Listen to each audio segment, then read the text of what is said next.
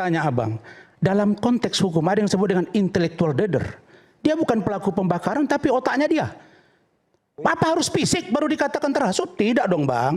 Kita boleh berbeda persepsi di sini. Kita ini kan bicara secara intelek dalam maksud kasus saya. ini. Dalam kasus ini mereka dikenakan pasal 160 KUHP. Iya kan abang tadi mengumpamakan dibakar, ya kan? membakar misalnya. Ini ijazah. Oh iya. Pikiran dong, pikiran. Iya. Saya katakan keyakinan itu tidak bisa dikatakan bahwa orang itu terhasut. Jadi gini, kita ini contest of intellectuality di rakyat bersuara ini.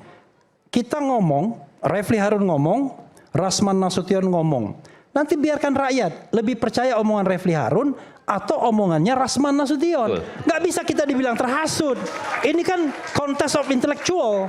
Kalau Anda lebih meyakinkan ngomongnya, Anda akan dipercaya orang.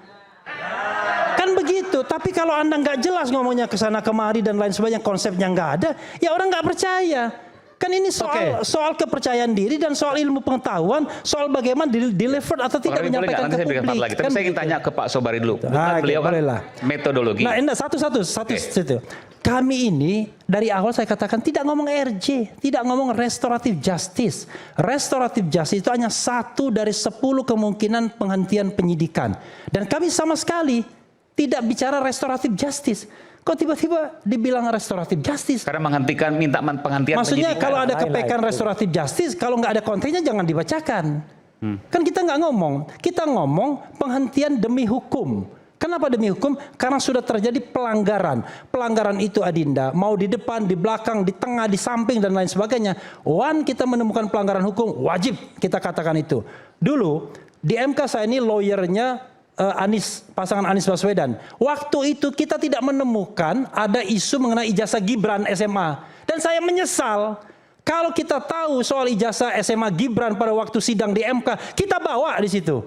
Tapi masalahnya pada waktu itu belum ada. Karena Roy Suryo sama Refli Harun belum berdekatan. Sama Dr. Tifa belum berdekatan.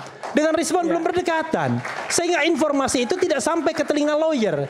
Kita ini kan manusia biasa. Tapi begitu Anda walaupun sudah diterima KPU, diterima MK dan lain sebagainya, di belakang Anda temukan bahwa ada masalah dengan ijazah Gibran, maka kita tidak bicara lagi mengenai soal sah tidaknya pemilu, tapi kita bicara proses lain yang namanya impeachment atau pemakzulan. Beda.